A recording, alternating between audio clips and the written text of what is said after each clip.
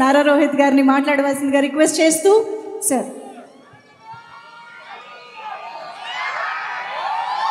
Hi Eluru, ఎలా ఉన్నారు? Trailer ఎలా అనిపించింది? సో భైరవం ఈ సినిమా నా కెరియర్లో ఒక చాలా స్పెషల్ ఫిలిం.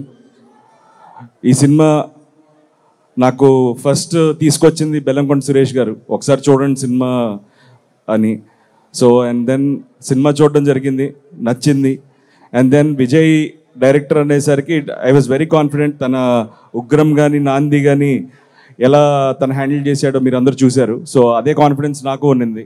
సో తను ఖచ్చితంగా తనతో అయితే అసలు ఇష్యూస్ లేవు. ఈ క్యారెక్టర్స్ ఎవరు చేస్తున్నారు, సాయి అనేది ఆ క్యారెక్టర్ సాయి చేస్తున్నాడని తెలుసు. ఈ క్యారెక్టర్ ఎవరనేది ఒక చిన్న ఇది ఉండేది. ఎప్పుడైతే మనోజ్ అని చెప్పారో ఇంకా 100% తడిగుడ్డేసుకుని కూర్చున్నాం. ఖచ్చితంగా ఆ క్యారెక్టర్ తను చేసే డెఫినెట్గా న్యాయం చేయగలుగుతాడని నమ్మాం. So it was a special journey. నాకు బాబాయ్ నాకు చిన్నప్పటి నుంచి బాగా పరిచయం, వెరీ క్లోజ్. బట్ ఈ సినిమాతో మా జర్నీ, మా బాండింగ్ ఇంకా పెరిగింది. అండ్ దిస్ ఫిలిం నా కెరియర్లో, నా లైఫ్లో ఎప్పటికీ నేను గుర్తుపెట్టుకునే ఒక మంచి సినిమా. అండ్ ఈ సినిమా టీం, మా ప్రొడ్యూసర్ రాధామోహన్ గారు, ఆయన చాలా సినిమాలు చేశారు.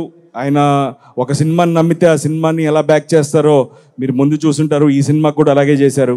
అండ్ ఆయనకి సపోర్ట్గా ఉన్న మా కో ప్రొడ్యూసర్ శ్రీధర్ గారు అండ్ ద టీమ్, మా మ్యూజిక్ డైరెక్టర్ శ్రీచరణ్ పాకాల కానీ, art director Brahmakadali, and the lovely heroines Aditi and Anandi and Divya. It was wonderful working. And ఈ సినిమా మీ అందరికీ నచ్చుతుందని మనస్ఫూర్తిగా కోరుకుంటున్నాను. మే 30వ తారీఖున ఈ సినిమాని మీరు అందరూ తప్పకుండా థియేటర్స్లో చూసి మమ్మల్ని ఆశీర్వదిస్తారని కోరుకుంటున్నాను. Thank you so much. Love you all.